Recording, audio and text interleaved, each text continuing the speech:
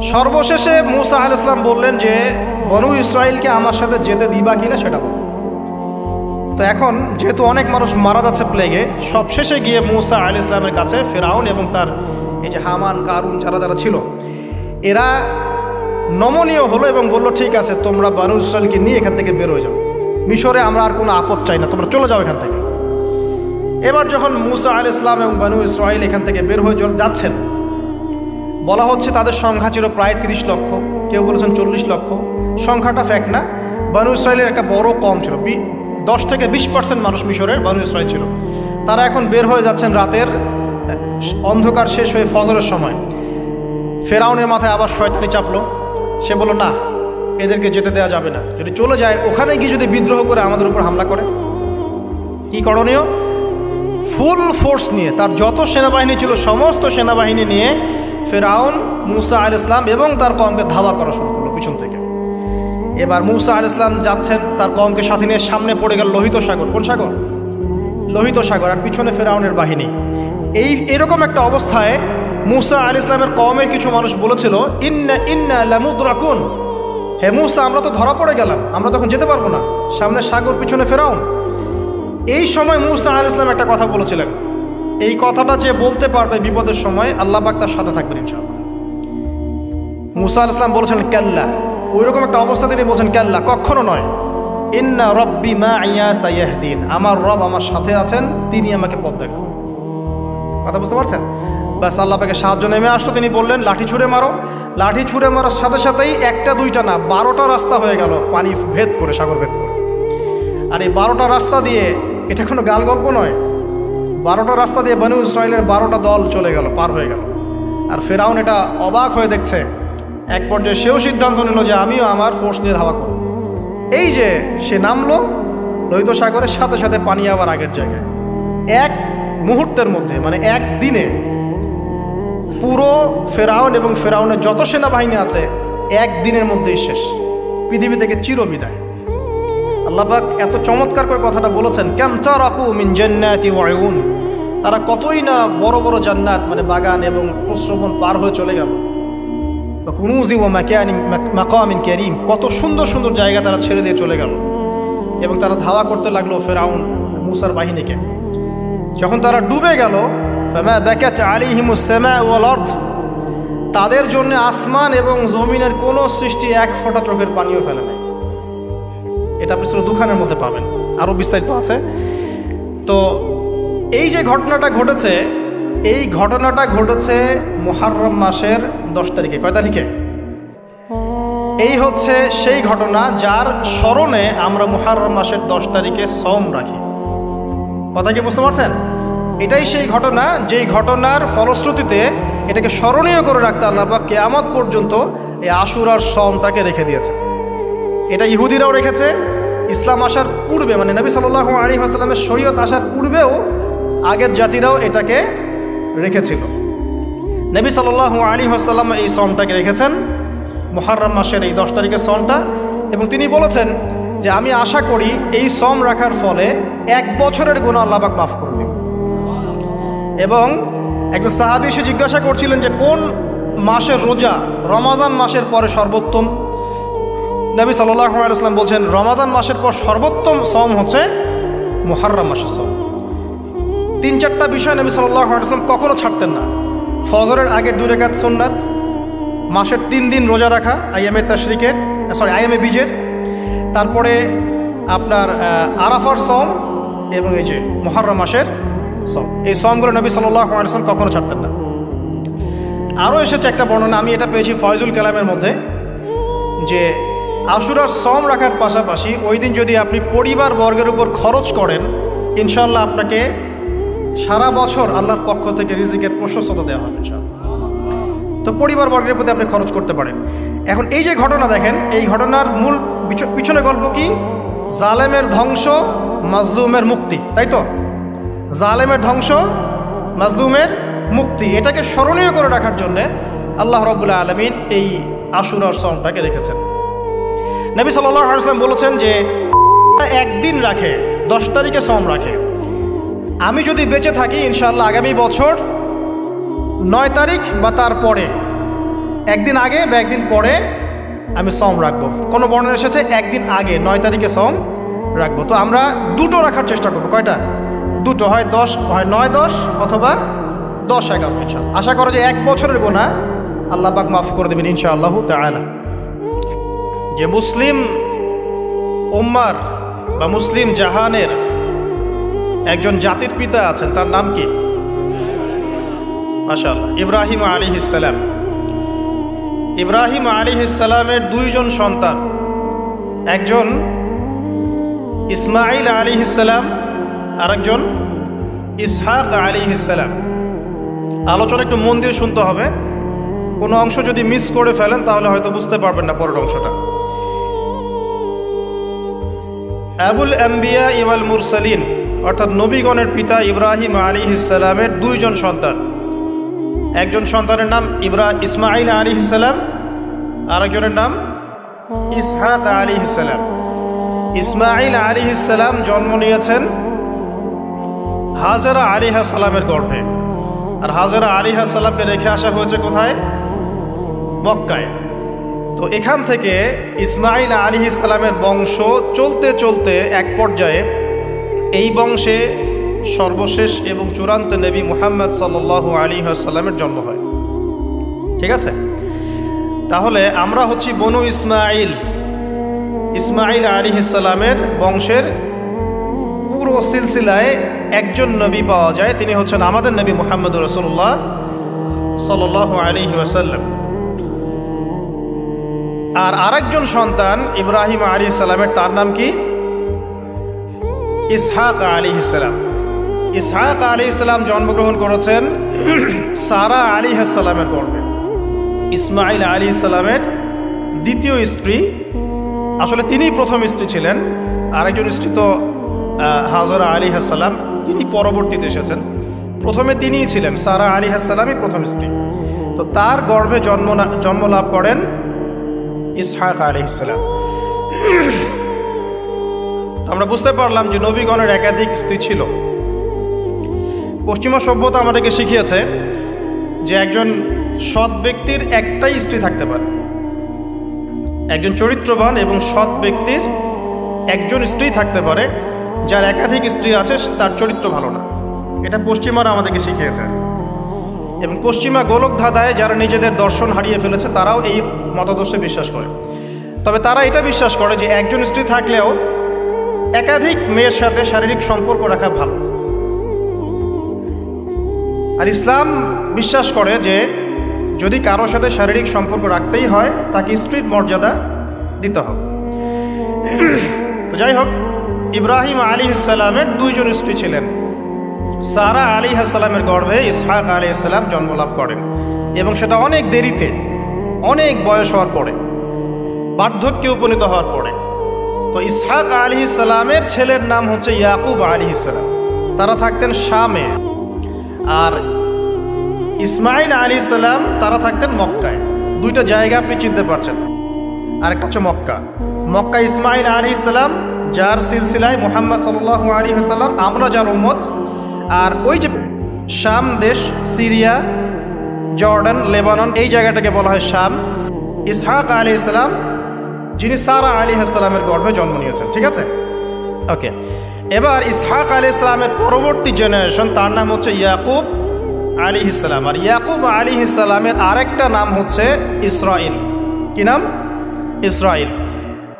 এই কারণে ইয়াকুব আলাইহিস সালামের বংশধরদেরকে বলা হয় বনু ইসরাইল। এবার বুঝতে পারছেন বনু ইসরাইল কাদেরকে বলা হয়? আচ্ছা, এখন এই ইয়াকুব আলাইহিস সালামের অনেক সন্তান ছিলেন। সূরা ইউসুফ পড়ে দেখেন, 11-12 জন পুত্র সন্তান ছিলেন, বা 13 জনের কথা এসেছে, আরও থাকতে পারে, আল্লাহু আলাম। এখানে এতটুকু এসেছে। ইউসুফ আলাইহিস সালাম তার একজন সন্তান, ঠিক আছে, যাকে তার ভাইরা কুয়ায় ফেলে দেয়। ঠিক আছে, কুয়ার থেকে ইউসুফ আলাইহিস সালাম চলে গেলেন মিশরের রাজার বাসায়। এটা তো পড়েছেন। আচ্ছা, আমি কিন্তু ডিটেলস বলতে পারবো না খুতবায়, শুধু লাইনগুলো টাচ করছি। কুয়া থেকে চলে গেলেন, ভাইদের ষড়যন্ত্রে কুয়ায় তিনি পড়লেন। তাকদিরের এভাবেই তাকদির লেখা ছিল। তারপরে সেখান থেকে মিশরের রাজার বাসায়, ঠিক আছে, সেখান থেকে সেই যে রাজার স্ত্রী তাকে আহ্বান করলো, তিনি বললেন যে মাআয আল্লাহ, আমি আল্লাহকে ভয় করি। এরপর সেখান থেকে জেলখানায় বিনা অপরাধে তিনি 12 বছর জেল খাটলেন। আর সেখান থেকে তিনি বের হয়ে আবার যখন আসলেন তখন মিশরের কি প্রায় খাদ্যমন্ত্রী বলা যায়, মিশরের বড় একটা পলিটিক্যাল পদ আল্লাহ পাক তাকে দিলেন, ঠিক আছে। তাহলে মিশরে কিভাবে বনু ইসরাইল আসলো? ইউসুফ আলাইহিস সালামের মাধ্যমে, ঠিক আছে। ইউসুফ আলাইহিস সালামের মাধ্যমে মিশরে বনু ইসরাইলের আগমন হলো। এর আগ পর্যন্ত বনু ইসরাইল থাকতো ওই যে প্যালেস্টাইনে। এখন ইউসুফ আলাইহিস সালামের শাসনামল যতদিন ছিল ততদিন পর্যন্ত বনু ইসরাইল মিশরে খুব ভালোভাবেই জীবনযাপন করত। কিন্তু যখন তার যুগটা চলে গেল তখন সেখানে ফেরাউনদের যুগ আসলো। কাদের যুগ? ফেরাউনদের যুগ। আর ফেরাউন শব্দের অর্থ হচ্ছে এটা একটা রাষ্ট্রীয় পদ, যেমন প্রেসিডেন্ট, প্রাইম মিনিস্টার এমন পদ আছে। ফেরো বা ফেরাউন এটা হচ্ছে একটা রাষ্ট্রীয় পদের নাম। তো ফেরাউনের আসল নাম হচ্ছে রেমেসিস। কি নাম? রেমেসিস। রেমেসিস 1, রেমেসিস 2 এরকম করে নাম থাকে আর কি। আর যে ফেরাউনের মমিটা আমরা পেয়েছি তারও একটা নাম আছে, তার নাম হচ্ছে, আমি এনসাইক্লোপিডিয়া ব্রিটানিকা থেকে এটা পেয়েছি, তার নাম হচ্ছে মনেপ্তাহ। যে ফেরাউনের মমিটা আমরা পেয়েছি এর নাম হচ্ছে মনেপ্তাহ, তার মূল নাম। তাকে রেমেসিস বলা হতো আর তার টাইটেল হচ্ছে ফেরো বা ফেরাউন, ঠিক আছে। এখন এই ফেরাউনদের সময় ইউসুফ আলাইহিস সালামের রেখে যাওয়া সেই যে বনু ইসরাইল, এরা আর উন্নত জীবনযাপন করতে পারলো না। তারা দাসত্বের শৃঙ্খলা আবদ্ধ, তাদের উপর জুলুম নির্যাতন শুরু হতে লাগলো। এক পর্যায়ে ফেরাউন তাদেরকে ডিভাইড অ্যান্ড রুলের মতো করে সমাজে নিপীড়িত করতে লাগলো। আর ফেরাউনের অনেক পাপ ছিল, যে পাপটা আমরা আসলে অল্প কথায় ব্যাখ্যা করতে পারবো না। এক কথায় সে নিজেকে আল্লাহ দাবি করেছে। তারপরে সে সমাজের মধ্যে শিরকের প্রচলন ঘটাতো। সে কন্যা সন্তানদেরকে জীবিত রাখতো, পুত্র সন্তানদেরকে হত্যা করে ফেলত। সে সমাজের মানুষদেরকে বিভক্ত করত, দুর্বলের উপর সবলের অত্যাচার চালাতো। এবং তার একটা অহংকার ছিল, সেটা হচ্ছে সেনাবাহিনীর অহংকার। সে মনে করতো যে সে ওই সময়কার সুপার পাওয়ার, তাকে কেউ পরাজিত করতে পারবে না। ঠিক এখনকার বিশ্বের পরাশক্তিগুলোর মতোই তার দাম্ভিকতা ছিল আর কি। তো একটা কথা বলে নেই, এই ফেরাউন এবং মূসা আলাইহিস সালাম, এই ফেরাউন যখন বনু ইসরাইলকে নির্যাতন করতে লাগলো তখন আল্লাহ পাক একজন নবী পাঠালেন, তার নাম কি? মূসা আলাইহিস সালাম। আর মূসা আলাইহিস সালাম আর ফেরাউনকে নিয়ে কোরআনুল কারীমে প্রায় 44টা সূরার মধ্যে কথা আছে। আমি হিসাব করে দেখেছি এবং আমি টুকটাক ঘাটাঘাটি করে দেখেছি যে প্রায় 44টা সূরার মধ্যে 532টা আয়াত আছে মূসা এবং ফেরাউনকে নিয়ে। কথা বুঝতে পারছেন? 532টা। কোরআনের টোটাল আয়াত কত? একদম ভুল উত্তর, 6236। 6000 কত? 236। মতবিরোধ আছে, তবে 6236টা আয়াতের পক্ষে শক্ত দলিল আছে। তো এটাকে পার্সেন্টেজ দিয়ে পড়বেন, যারা ম্যাথামেটিক্স পারেন তারা তো খুব সহজেই পারবেন। তো পার্সেন্টেজ করলে দেখবেন যে 8.53% আয়াত মূসা এবং ফেরাউনকে নিয়ে। 100%-এর মধ্যে প্রায় 8.5 বা 9% আয়াত কাকে নিয়ে? মূসা এবং ফেরাউনকে নিয়ে। এমনি এমনি তো আল্লাহ পাক এই কাজটা করবেন না নিঃসন্দেহে। এর মধ্যে একটা শিক্ষা বা মেসেজ আছে, সেটা হলো আমাদের জন্যে, উম্মতে মুহাম্মাদির জন্যে যেই সব জাতির মধ্যে সবচেয়ে বেশি শিক্ষা আছে তার মধ্যে সবচেয়ে ইম্পর্টেন্ট হচ্ছে মূসা এবং ফেরাউনের সময়। মূসা এবং ফেরাউন এই ঘটনার মধ্যে যে শিক্ষাগুলো আছে এটা আমাদের জন্য সবচেয়ে বেশি ইম্পর্টেন্ট। এই জন্য এত বেশি আয়াত নাজিল করা হয়েছে। কোরআনে যে কোনো সূরা খুলবেন দেখবেন মূসা আর ফেরাউন, মূসা আর ফেরাউন। কী কারণ? এমনি এমনি নিঃসন্দেহে শেষ জামানে আমরা যারা বাস করব তাদের জন্যে এই ঘটনার মধ্যে বিশাল কিছু শিক্ষা আছে। শিক্ষাগুলো আমরা ইনশাআল্লাহ আজকে জানব। তো এখন মূসা আলাইহিস সালাম এই ফেরাউনের যুগে জন্ম লাভ করলেন। তবে ফেরাউনকে জ্যোতিষীরা বলেছিল আগেই যে ওই শাম দেশ থেকে একটা আগুন আসছে যে তোমার সিংহাসনকে পুড়িয়ে ফেলবে। এর ফলশ্রুতিতে ফেরাউন যেটা করলো, সমস্ত পুত্র সন্তান যারা হতো এদেরকে তারা জবাই করে হত্যা করত। তো যখন জনগণ বলল যে কাজটা খুব খারাপ, প্রতিবাদ শুরু হলো, তখন 1 বছর গ্যাপ দেওয়া শুরু করলো। 1 বছর মারবে আর 1 বছর রাখবে, আর 1 বছর মারবে আর 1 বছর রাখবে। যেই বছর মারলো না সেই বছর জন্ম লাভ করলো মুসা আলাইহিস সালামের ভাই হারুন আলাইহিস সালাম। ঠিক আছে, উনিও কিন্তু নবী ছিলেন। আচ্ছা, আর যে বছর মারার কথা সেই বছর জন্ম লাভ করলেন মুসা আলাইহিস সালাম। এখন আমি খুব শর্ট করে বলছি, অনেক ডিটেলস বলতে গেলে 3টা বেজে যাবে, আজকে আসরও হইতে পারে। তো এখন যে বছর মারার কথা সেই বছর জন্ম লাভ করলেন মুসা আলাইহিস সালাম। এখন মুসা আলাইহিস সালামের মা কিন্তু তখন খুব শঙ্কিত, ফেরাউন তার সন্তানকে হত্যা করবে। আল্লাহ রাব্বুল আলামিন কোরআনের মধ্যে বলেছেন সূরা কাসাসের মধ্যে। কোন সূরা? সূরা কাসাস। আমি 2টা সূরার নাম বলছি, আজকে বাসায় গিয়ে পড়বেন। এই 2টা সূরার মধ্যে সবচেয়ে বেশি হিস্ট্রি আছে মুসা এবং ফেরাউন এই বিষয়টার উপরে। একটা সূরার নাম হচ্ছে সূরা তাহা, এখানে সুন্দর করে ধারাবাহিকভাবে গল্পটা দেওয়া আছে। আর একটা সূরা হচ্ছে সূরা কাসাস। এই 2টা পড়বেন অর্থসহ। তো মুসা আলাইহিস সালামের মায়ের হৃদয়টা খুব শঙ্কিত ছিল যে তার সন্তানকে হত্যা করে ফেলা হবে। আল্লাহ রাব্বুল আলামিন বলছেন যে আমি তার কলবে ইলহাম করলাম। আল্লাহ পাক তার মায়ের কলবের মধ্যে ইলহাম, মানে কি? ইলহাম হচ্ছে আল্লাহর পক্ষ থেকে প্রত্যাদেশ না, ওহী না, কিন্তু একটা বুঝ বা একটা নূর, একটা তাজাল্লি, একটা বসিরা ঢেলে দেওয়া। এটা কিন্তু নবুয়ত না, একটা কাজের চেতনা বা দৃঢ়তা আল্লাহর পক্ষ থেকে ঢেলে দেয়া। ঠিক আছে, তো তার মায়ের কলবের মধ্যে আল্লাহ রাব্বুল আলামিন ইলহাম করলেন যে তুমি তোমার সন্তানটাকে সিন্ধুকের মধ্যে ভরে ভাসিয়ে দাও নীল নদে। এখন তার মায়ের কলব, তার মায়ের হৃদয় ছটফট করতে লাগলো, কারণ কোনো মাই তো চাইবে না তার সন্তানকে এভাবে ভাসিয়ে দিতে। আল্লাহ পাক বলছেন যদি না আমি তার হৃদয়টাকে শক্ত করতাম তাহলে সে বিচলিত হয়ে পড়ত। আল্লাহ পাক তার হৃদয়টাকে শক্ত করলেন, সে বিচলিত হলো না, সন্তানকে ভাসিয়ে দিল। এবার সন্তান ভাসতে ভাসতে ভাসতে কোথায় যাচ্ছে? যেখানে ফেরাউনের স্ত্রী গোসল করছে। কথা কি বুঝতে পারছেন? খুব চমৎকার হিস্ট্রি কিন্তু গল্পটা। এবং গল্প মানে এখানে আসলে গাল গল্প না, এগুলো সত্য ঘটনা। এক একটা বর্ণ তেমন সত্য যেমন সূর্য পূর্ব দিক থেকে ওঠে এবং পশ্চিমে ডোবে, এটা যেমন সত্য, এর এক একটা বর্ণ সত্য, এগুলো কোনো গাল গল্প নয়। এবার ফেরাউনের স্ত্রী আসিয়া সেই সিন্দুক পেয়েছে। মুসা আলাইহিস সালামকে আল্লাহ পাক বলছেন যে আমি মুসা আলাইহিস সালামের চেহারার মধ্যে মোহাব্বত বা ভালোবাসা ঢেলে দিয়েছিলাম। তার চেহারা যেই দেখতো তাকে ভালোবাসত, বুঝছেন?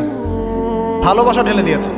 এবার ফেরাউনের স্ত্রী আসিয়া, এখানে আসিয়া নন, অন্য একজন স্ত্রী হয়তো, তিনি বলছেন যে ফেরাউনকে বলছে যে একে আমরা আমাদের কাছে রেখে দিই, হয়তোবা সে আমাদের উপকারে আসবে, অথবা তাকে আমরা সন্তান হিসেবে গ্রহণ করতে পারি। লা তাকতুলুহু, তাকে হত্যা করো না। আসা আন ইয়ানফা'না আও নাত্তাখিযাহু ওয়ালাদা, এরকম করে আল্লাহ পাক বলেছেন কোরআনে। তো ফেরাউন তার স্ত্রীর কথা শুনলো এবং তাকে না হত্যা করে রেখে দিল। আর আল্লাহ রাব্বুল আলামিনের কি কৌশল! ওয়া মাকারু ওয়া মাকারাল্লাহ, যেই মূসাকে হত্যা করার জন্য বছরের পর বছর হাজার হাজার শিশুকে হত্যা করা হয়েছে, সংখ্যাটা লাখ লাখও হতে পারে, সেই মূসা আলাইহিস সালামকে আল্লাহ পাক ফেরাউনের ঘরেই লালন পালন করতে লাগলেন। চিন্তা করলেন? এবার মূসা আলাইহিস সালাম যখন যুবক হলেন, আমি সংক্ষিপ্ত করছি, যখন যুবক হলেন তখন একদিন দেখলেন যে রাস্তায় দুজন ব্যক্তি ঝগড়া করছে। সূরা কাসাসের মধ্যে আছে, ফাইটিং, স্ট্রিট ফাইট। তো একজন ব্যক্তি হচ্ছেন বনু ইসরাইলের, আরেকজন হচ্ছে ফেরাউনের সেনাবাহিনীর। এখন মূসা আলাইহিস সালাম কার পক্ষ নেবেন? তিনি বনু ইসরাইলের পক্ষ নিলেন। তিনি গিয়ে তাকে বাঁচানোর চেষ্টা করলেন এবং শুধু একটা ঘুষি দিয়েছেন, ফাওয়াকাযাহু, একটা ঘুষি, ফাকাদা আলাইহি, এবং এই একটা ঘুষিতেই সেই ব্যক্তি ডেড। এটা কোরআনে আছে সূরা কাসাস। তার মানে কোরআন দলিল দিচ্ছে যে মানুষের বডিতে এমন এমন পার্টস আছে, এমন এমন জায়গা আছে যেখানে একটা ঘুষি মারলেও মানুষ মারা যেতে পারে। কি বুঝলেন? যারা মার্শাল আর্ট শিখেছেন বা শিখছেন তারা এটা আরও ভালো বুঝবেন। মানুষের এই বডিতে এমন অনেকগুলো জায়গা আছে, 7টা বা 8টা বা 10টার মতো, যেখানে একটা ঘুষি দিলেও মানুষ মরতে পারে। সো ভালো কিছু শিখলে, ঠিক আছে?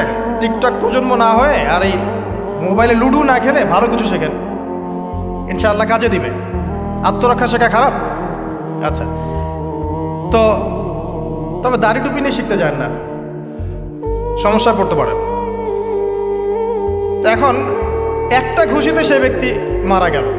তারপরের দিন আবার দেখা গেল যে ওই ব্যক্তি যাকে তিনি বাঁচিয়েছেন সেই ব্যক্তি আর আরেকজন সেনাবাহিনীর সদস্য আবার মারামারি করছে। এবার মূসা আলাইহিস সালাম বললেন যে তুমি তো একটা বোকা মানুষ।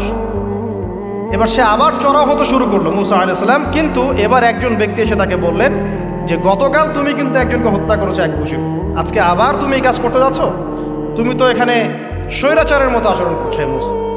মূসা আলাইহিস সালাম তখন আল্লাহর কাছে ক্ষমা চাইলেন। আমালি শয়তান, এটা তো শয়তানের মতো কাজ, শয়তানের কাজ হয়ে গেল।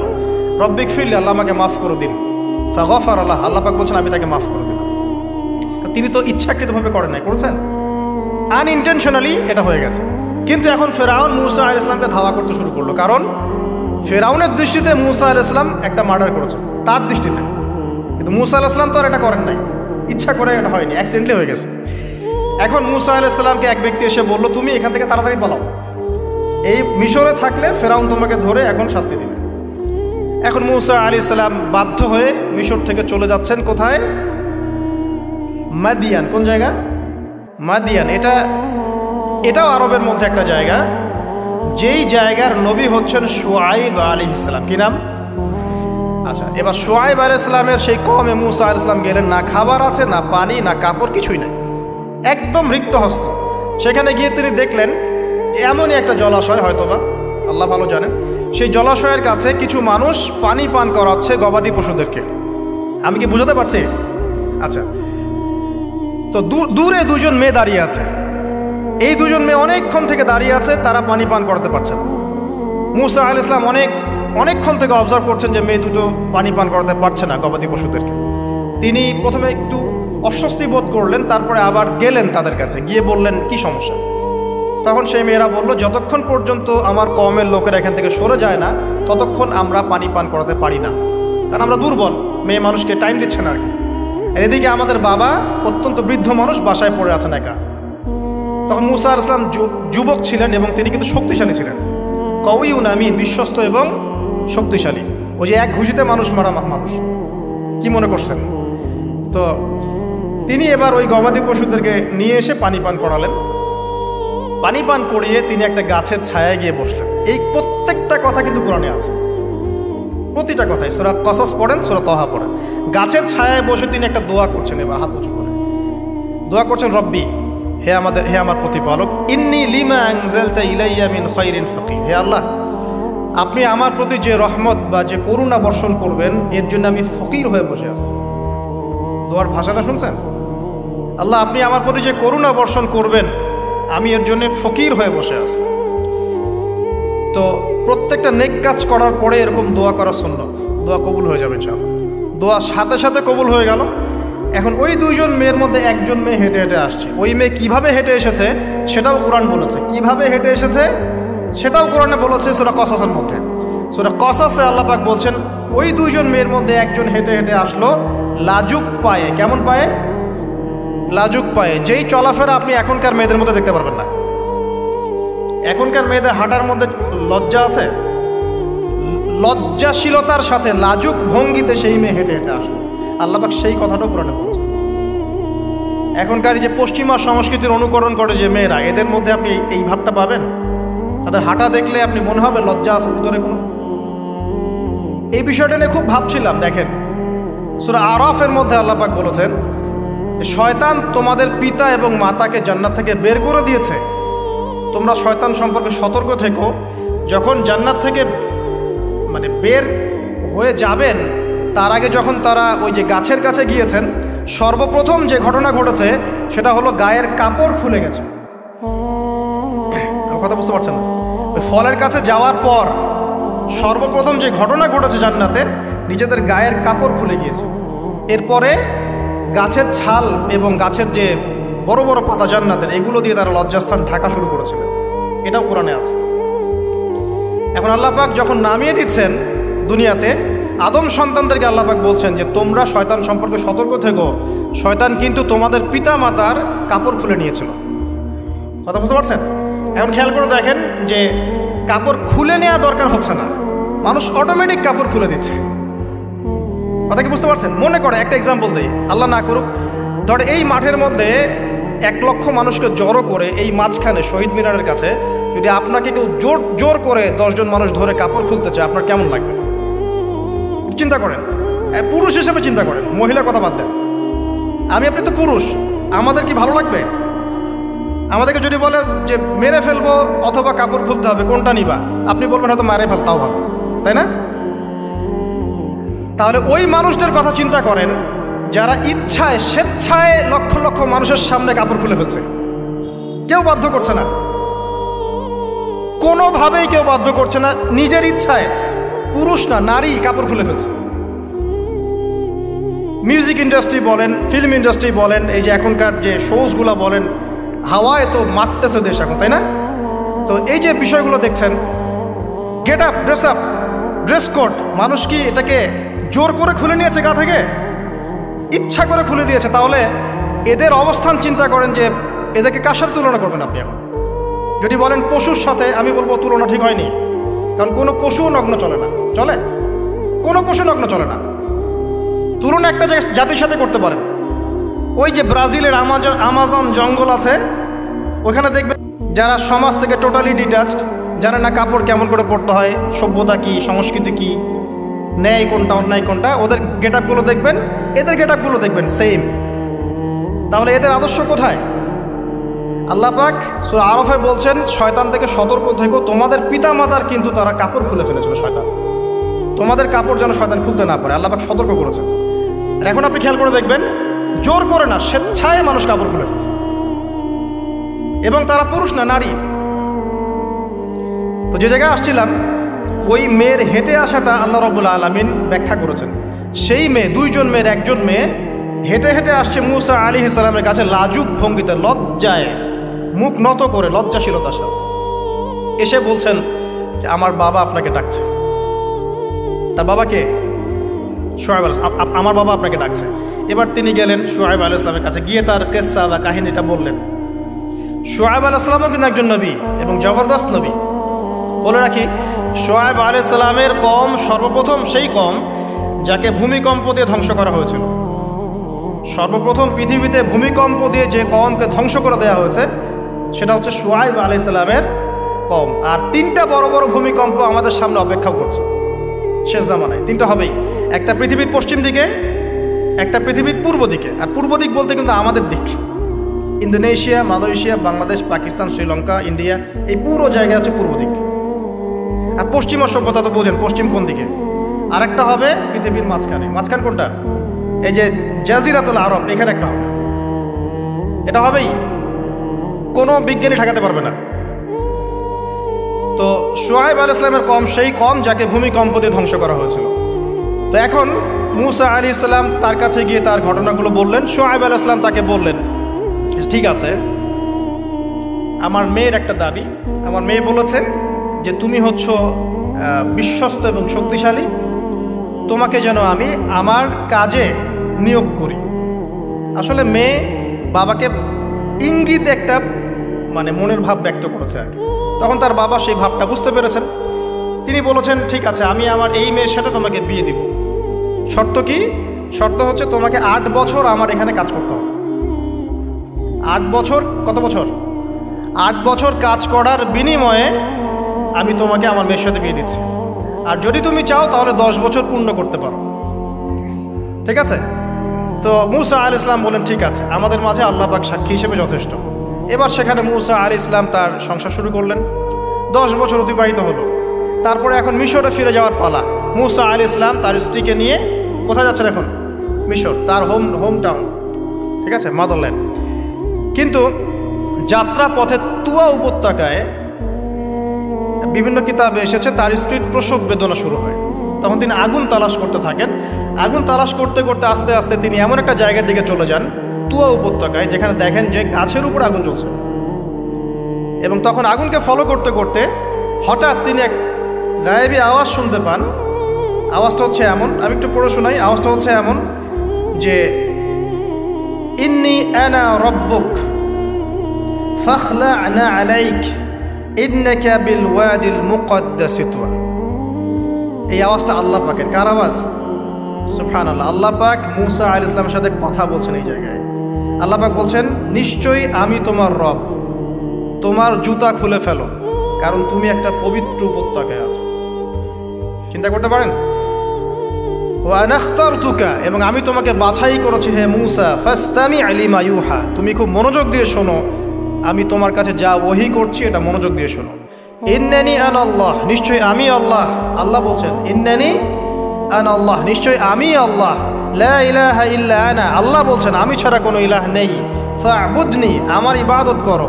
ওয়া আকিমিস সালাতা লিযিকরি, আমার স্মরণের জন্য সালাত কায়েম করো। ইন্নাস সাআতা লাআতিয়াতুন, নিশ্চয়ই কিয়ামত অবশ্যই আসবে। আকাদু উখফিহা, আমি এটাকে গোপন রেখেছি। লিতুজজা কুল্লু নাফসিন বিমা তাসআ, যাতে করে প্রত্যেক নফসকে তার প্রতিদান দেয়া যায়।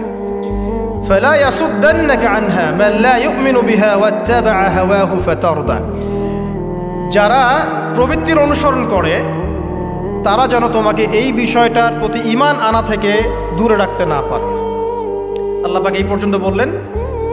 এরপর আল্লাহ বলছেন ওয়ামা তিলকা বিয়ামিনিকা ইয়া মূসা, মূসা তোমার ডান হাতে এটা কি?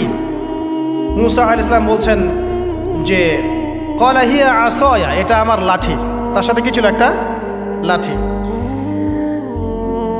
আতাওয়াক্কাউ আলাইহা ওয়া আহুশু বিহা আলা গনামি ওয়া লিয়া ফিহা মাআরিব উখরা, এই লাঠি দিয়ে আমি গাছের ডাল ছাঁটি, গবাদি পশুদেরকে চড়াই, এছাড়া আমি আমার বিভিন্ন কাজে লাঠি ব্যবহার করি। আল্লাহ পাক বলছেন ক্বালা আলকিহা ইয়া মূসা, মূসা এটা নিক্ষেপ করো দেখি, হাত থেকে ছুঁড়ে মারো।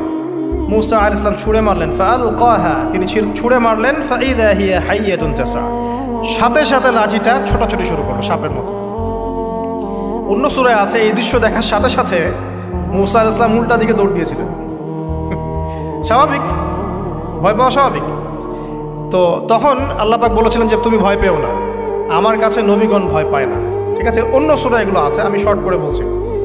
এরপরে আল্লাহ পাক বললেন ক্বালা খুযহা ওয়া লা তাখাফ, তুমি এটাকে ধরো, এটাকে ভয় পেও না।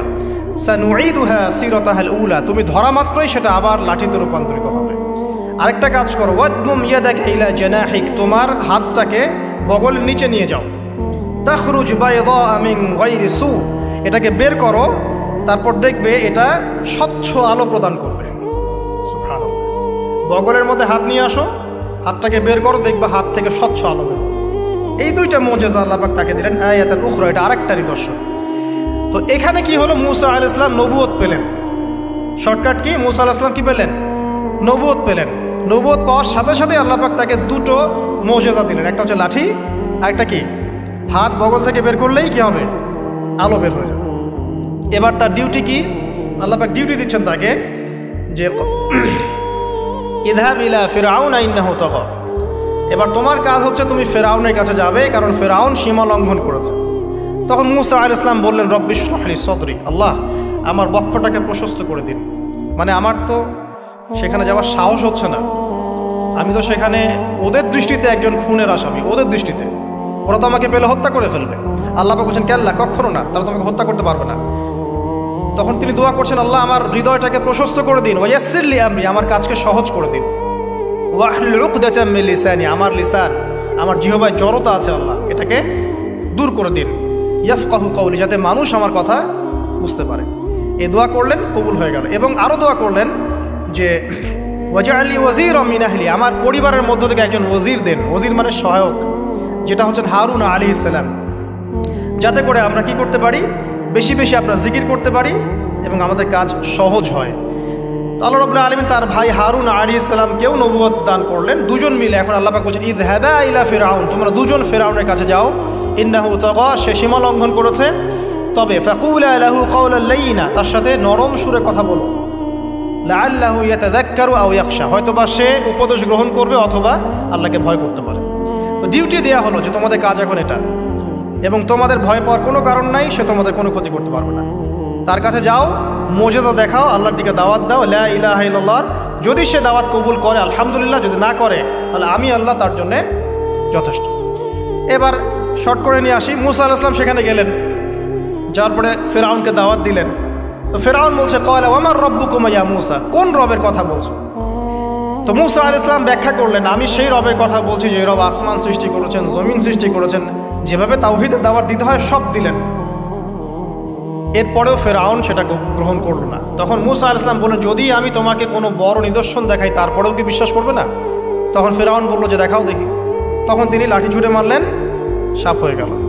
এই দৃশ্য থেকে ফেরাউনের পরিবারের সবাই ভয় পেয়েছিল, কিন্তু পলিটিক্যাল স্বার্থে ফেরাউন বলেছিল যে সে একজন বড় জাদুকর, জনগণকে তো বোঝাতে হবে কিছু, নিজে ভয় পেলেও জনগণকে তো কিছু বোঝাতে হবে। সে জনগণকে বলছে আসলে সে একজন বড় জাদুকর, সে চাচ্ছে তোমাদের ন্যাশনের মধ্যে ফাটল সৃষ্টি করতে। তো এখন কি করা যাবে? পরামর্শ করা হলো, তার কাছের কিছু মানুষ থাকে না, তার মন্ত্রী পরিষদ যারা শয়তানিতে পিএইচডি করেছিল আর কি, তার ওকে পরামর্শ দিল যে একটা কাজ করা যাক, একটা বড় ময়দানে যাওয়া যাক, সেখানে আমরা বড় বড় জাদুকরদেরকে ডাকবো, এখানে একটা জাদুর ব্যাটল হবে, মোনাজারা হবে জাদু। সব বড় বড় জাদুকরকে ডাকা হলো মিশরের। এবং বলে রাখি যে জাদুবিদ্যা কিন্তু সত্য, সুলাইমান আলাইহিস সালামের সময় থেকে এটা চলে আসছে। হারুত এবং মারুত ফেরেশতাকে কিন্তু এর মধ্য দিয়ে পরীক্ষা করা হয়েছে মানব জাতিকে। যাই হোক, তো জাদু থেকে বাঁচার জন্য কোরআন এবং সুন্নাহর যে দোয়া কালামগুলো আছে এগুলো নিয়মিত পড়বেন ইনশাআল্লাহ। আল্লাহ পাক আমাদেরকে হেফাজত করুন, আমিন। তো আমি শর্ট করছি। তো এবার জাদুকররা একদিকে, মূসা আলাইহিস সালাম একদিকে। তো মূসা আলাইহিস সালামকে তারা বলছে তুমি আগে ছুঁড়ে মারবে না আমরা ছুঁড়ে মারবো। মূসা আলাইহিস সালাম বলছে বালাল তোমরা ছুঁড়ে মারো। তখন তারা যখন তাদের লাঠিগুলো ছুঁড়ে মারলো, এগুলো সাপ হয়ে গেল। এটা একটা চোখের ভেলকিবাজি ছিল। আল্লাহ পাক এই জাদুটাকে বলেছেন কোরআনে সিহরুন আযীম, বড় একটা জাদু করেছিল তারা। মানে তারা জাদুবিদ্যায় খুব পারদর্শী ছিল। এখন যেমন সায়েন্সের যুগ, তখন কিন্তু জাদুবিদ্যার যুগ ছিল, ঠিক আছে? তো মূসা আলাইহিস সালাম তারপর কিছুটা ভয় পেয়ে গেলেন। আল্লাহ পাক বলেন তুমি ভয় পেও না, বরং তোমার লাঠি ছুঁড়ে মারো, ইন্নাকা আনতাল আ'লা, তুমি বিজয়ী হবে ইনশাআল্লাহ তাআলা। এরপর মূসা আলাইহিস সালাম লাঠি ছুঁড়ে মারার সাথে সাথেই তার লাঠিটা যে সাপে রূপান্তরিত হলো, এই সাপটা বাকি সব সাপকে খেয়ে ফেলল। এই দৃশ্য দেখার সাথে সাথেই ওই জাদুকর যারা ছিল, সবচেয়ে বড় বড় জাদুকর, একটা সমাজে সবচেয়ে বড় বড় জাদুকর, সাথে সাথে মুসলিম হয়ে গেল। বললো যে ক্বালা আমান্না বিরব্বি হারুন ওয়া মূসা, আমরা মূসা এবং হারুনের রবের প্রতি ঈমান নিয়ে আসলাম। তখন ফিরআউন বলল যে ও আচ্ছা, তাহলে ইন্নাহু কাবীরুকুম আল্লামাকুমুস সিহর, তাহলে মূসাই হচ্ছে তোমাদের লিডার, যে তোমাদেরকে জাদু শিখিয়েছে। তাহলে